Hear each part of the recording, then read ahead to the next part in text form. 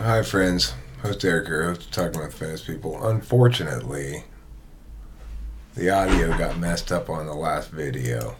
Hi, stinky boy. Hi, Kimberly. I'm doing a video on my HEXACO results, and I want you to take the HEXACO test. I want to do a video on your HEXACO results. Let me change cameras here. Anyway, I tried to make a video where I took the HEXACO test, and unfortunately, the audio got all messed up on it. Hopefully that won't happen here.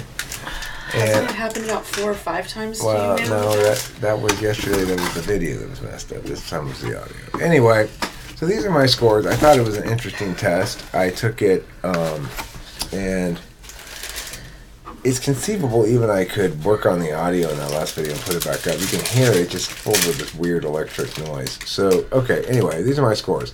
Honesty, humility. First, to explain the scores. The scores go from 0 to 5. Okay, that's 0 is the maximum, the minimum, 5 is the maximum. This middle 80% of scores, these are the three quintiles of, they're in the middle of the bell curve. Okay, so if your score is in this range here, you are within the general bell curve average. Like, you're going to be more or less like most other people, somewhere in that range for those traits. If you get something close to 0, you're going to be in the.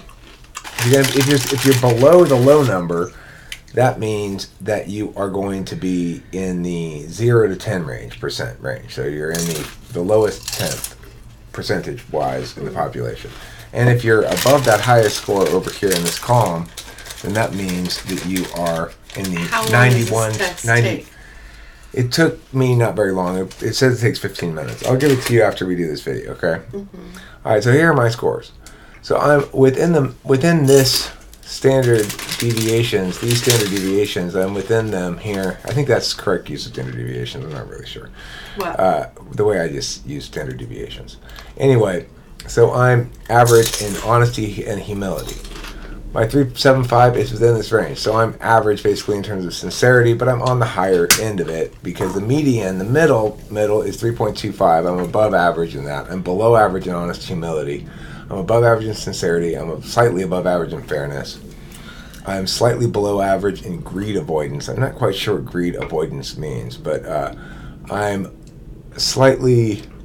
It means there's a greedy sort of a person, and it's exactly what I've been talking to you about how there is a type of person that clearly could give more, but work very difficult, like work diligently, almost to a fault, to kind of be greedy. Like they use it as a manipulative tool.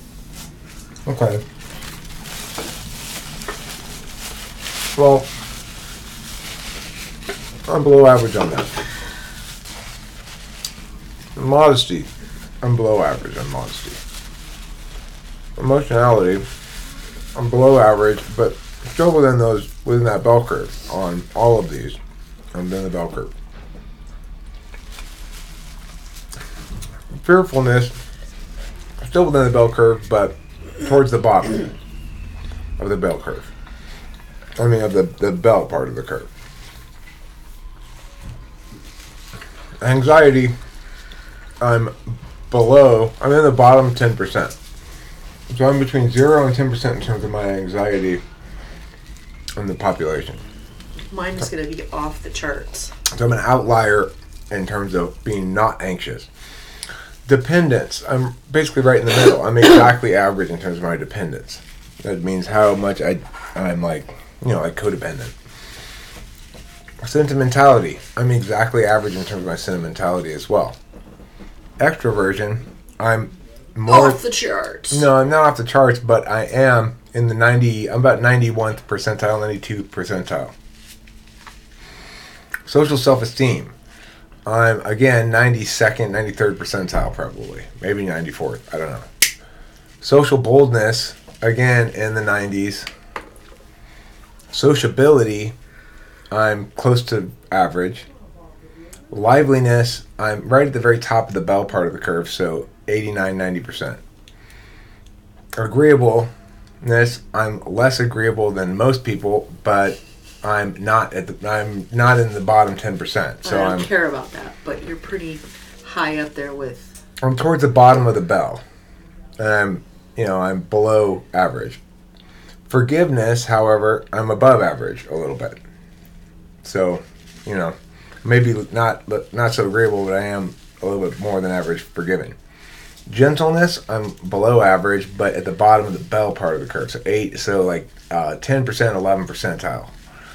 Flexibility, this is what's odd, is flexibility, I am at the bottom of the bell. Again, 10 or 11 percentile. So I'm not very flexible according to this test. No, according to life. Eric, read it. I am reading it. Okay, so... Okay, patience. According to this, patience, I'm towards the bottom of the bell, but maybe 20th percentile, okay? Not very patient, in other Not words? very patient. And the lowest 20% of patience of people. Conscientiousness, I'm below average, but not at the bottom here. Again, 20th percentile maybe. Or being organized, I'm about 8th percentile, so I'm very disorganized according to this thing. No, in real life. Okay, Kim, you don't have to. Okay. I'm just saying, if you're going to believe the charts on the parts that you like, you have to believe the parts on the charts that you don't like. Kim, I do. I accept them all. Okay. The diligence part is I'm closer to average. I'm still below average, but I'm closer to average than the other components of conscientiousness. In terms of perfectionism, I'm below average, but a little bit closer to average. In terms of prudence, I'm well below average. I'm not very prudent, and I'm very disorganized. So in terms of conscientiousness, my worst is organization. My second worst is prudence. My third worst is diligence, and my third worst is perfectionism, and my least worst is diligence. I stick to it. I've got pretty good stick-to-itiveness, is what it's saying. Yeah, but I would say that's pretty right on as far as those things. Anybody who knows you would say those things. As far as openness to experience goes, I'm very open. I'm above 90%, but not that much above it. I'm probably about 94, 95 percentile. In terms of aesthetic appreciation, I'm within the bell curve, so high 80s. In terms of inquisitiveness, high 80s again. In terms of creativity, I'm at 5. So, no, as high as you can get, but the middle 80th percentile still is pretty creative. It's at 4.6. This is 89%, is 4.63. I'm sorry, here. Where is it? Yeah, it's still 4.63. So, but this is as high as you can get. So I'm at like the 100th percentile in terms of creativity. I'm 94, 95 in terms of unconventionality. And what it says here is I'm a little below average in terms of altruism. That seems accurate to me in general. Now, granted, these percentile results came from Canadian university students. Why are some traits given in bold and others indented? The bold are the broad categories and the indentations are the subcategories.